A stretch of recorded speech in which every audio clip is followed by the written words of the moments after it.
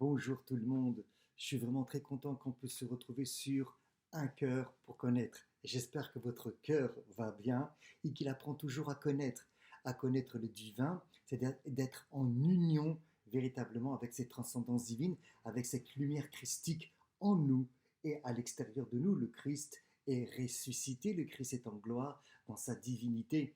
Ainsi, notre cœur sera toujours appelé, ce désir de notre cœur qui est développer, manifester, chanter, prier dans les psaumes, que mon âme a soif de toi, que mon cœur te désire, nous aurons toujours ce désir de vivre du divin à l'intérieur de notre réalité humaine sur Terre.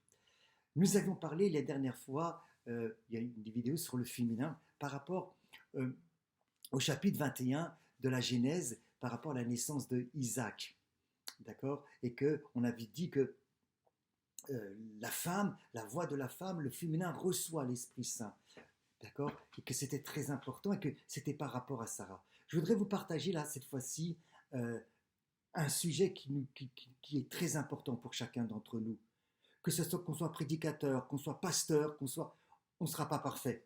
Ne croyez pas que les gens qui vous parlent, d'accord, même s'ils sont pasteurs, prédicateurs, prêtres, ce que vous voulez, soient parfaits. Non, la perfection n'existe pas. Elle existe que chez Dieu, bien évidemment. Mais nous-mêmes, lorsqu'on partageons quelque chose, nous avons aussi nos faiblesses. Ça, c'est très important. Même si certains, voilà, où c'est pas l'endroit que lorsque le prédicateur va parler, de les montrer. Mais c'est important, je pense aussi que lorsque le prédicateur, quel qu'il soit, s'inclut dans le discours. Alors il peut m'arriver à moi aussi de ne pas m'inclure dans le discours. Ça aussi, c'est très important. Mais on n'est pas mieux que les autres, on n'est pas pire que les autres. Pourquoi je dis cela? Dans beaucoup d'endroits dans la Bible, on nous parle d'un sujet extrêmement très important. Et Jésus va le reprendre. Jésus va le reprendre. Celui qui veut me suivre, il doit avoir un détachement, qui prenne sa croix, qui se renie, entre guillemets, c'est pas se renier dans le sens humain, d'accord, dans le sens français, mais voilà, qui se détache. Suis-moi et vends tout. Hein. Lorsqu'on lui demande qu'est-ce qu'il faut faire pour pouvoir te suivre, il lui dit à peu près les 10 commandements. Vous pourrez aller voir dans la Bible par vous-même, d'accord. Il lui dit suis-moi et vends tout. Et puis à d'autres, il dira, quand il est rentré dans la maison de Zachée, lorsque Zachée lui a donné la moitié de sa fortune, il a dit, la bénédiction, le salut est rentré dans cette maison. Vous pourrez aller voir aussi dans la Bible. Et je fais exprès de ne pas donner les références, comme ça vous pourrez aussi aller voir dans la Bible, aller chercher. Il y a, je crois c'est Ambroise de Milan qui disait, lorsque je tourne, ou Hilaire, ou Saint-Hilaire, qui disait, lorsque je tourne les pages de la Bible, je me promène dans le paradis. Et ben voilà, vous pourrez chercher dans la Bible ou taper sur un moteur de recherche. C'est intéressant aussi de chercher, de se mettre aussi à chercher. Le détachement, on le voit partout, bien évidemment, qu'on doit se détacher. Donc je vous rapportais un verset de la parole de Dieu qui nous parle du détachement, de l'Écriture sainte. Et que sans ce détachement, nous ne pouvons pas vivre du souffle de Dieu. Nous ne pouvons pas vivre de cette lumière christique. Ou plutôt, pour vivre de cette lumière christique à l'intérieur de nous, pour vivre de ce souffle divin à l'intérieur de nous, ce qu'on appelle l'Esprit Saint, nous devons vivre un détachement. Nous devons vivre une petite mort, un deuil, à tous les niveaux, au niveau des relations humaines, enfants, parents, enfants, à tous les niveaux, des fois au niveau professionnel, on va quitter un travail ou même un lieu, des fois même une église, peu importe, on doit vivre un détachement. Et si on est trop attaché, si on est émotivement, dans une émotivité, dans une émotion trop attachée à ce que nous vivons, nous ne pouvons pas recevoir l'Esprit Saint et le vivre. Nous pourrons en parler, nous pourrons le fêter, on ne pourra pas en vivre dans le vécu.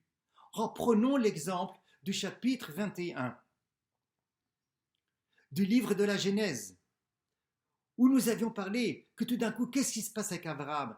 Pourquoi Abraham ne voit-il pas qu'avec Ishmaël, il y a un danger? Reprenez le chapitre 21, et qu'il faille l'intervention de Sarah, et que Sarah reçoit l'Esprit Saint pour intervenir.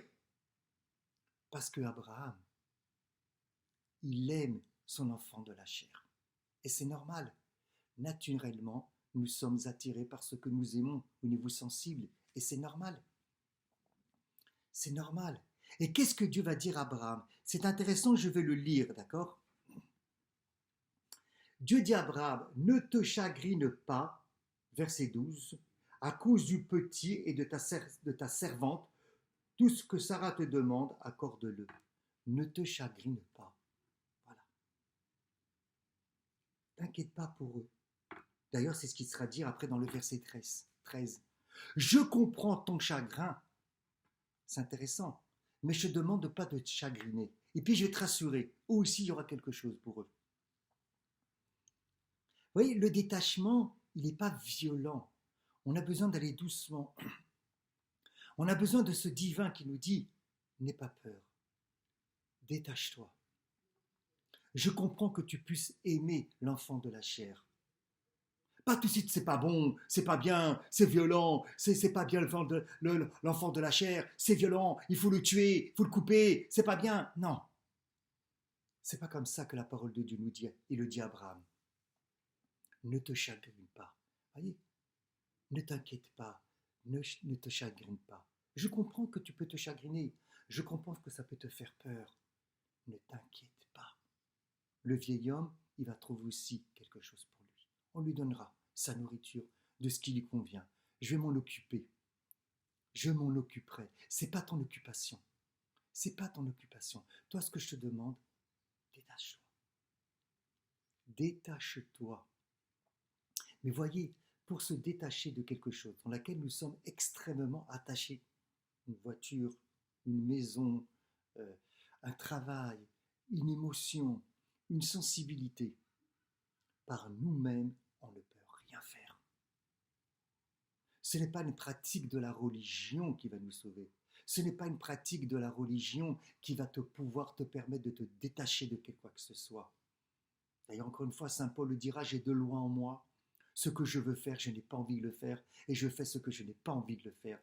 Même toutes les personnes qui pratiquent une religion, qui se disent dans la religion, ils sont dans le même système et les mêmes problèmes psychologiques et spirituels que tout le monde. Ce sont des êtres humains comme tout le monde.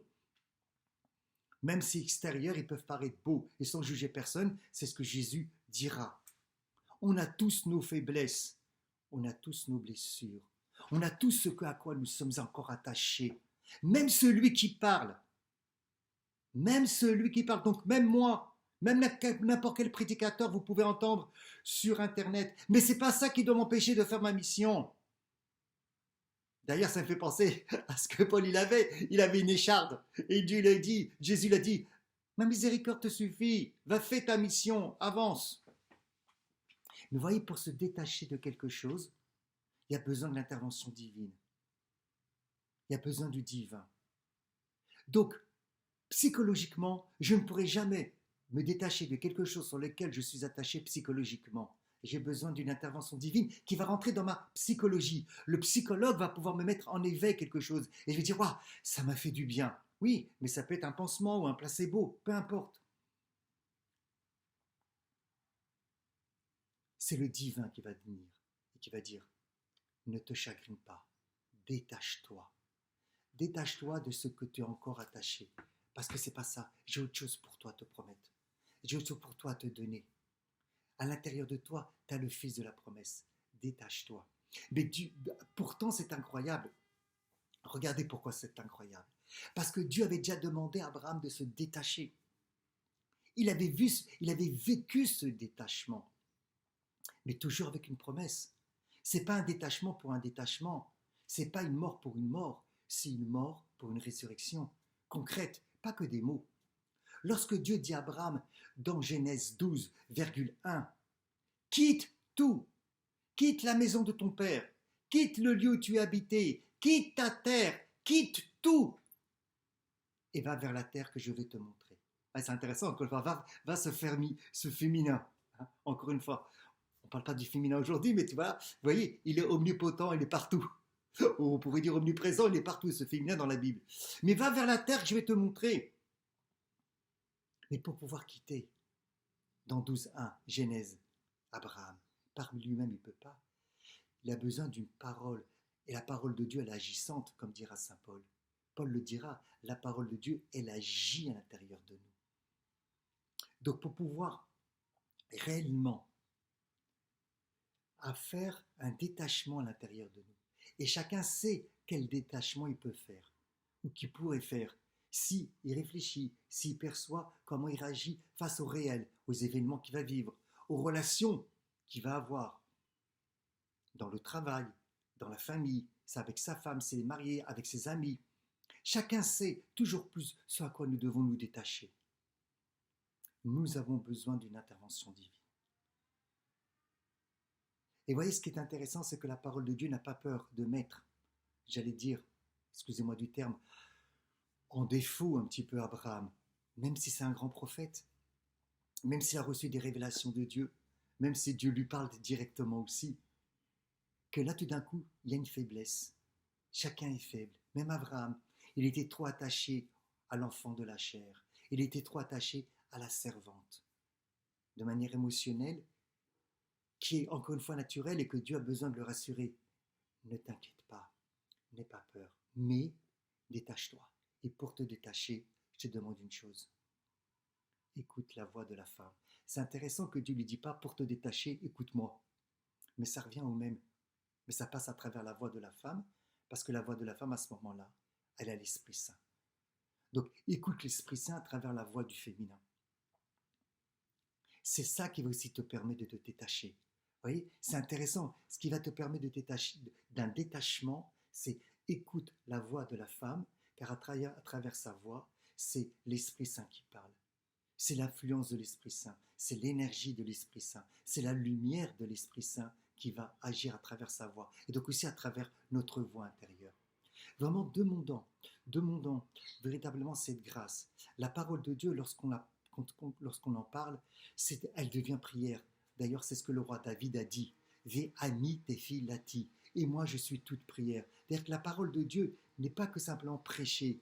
Elle est en soi le fait de prêcher. On rentre en conversation avec la personne sur qui on prêche ou la personne que l'on écoute. Donc, on est dans déjà une prière en soi.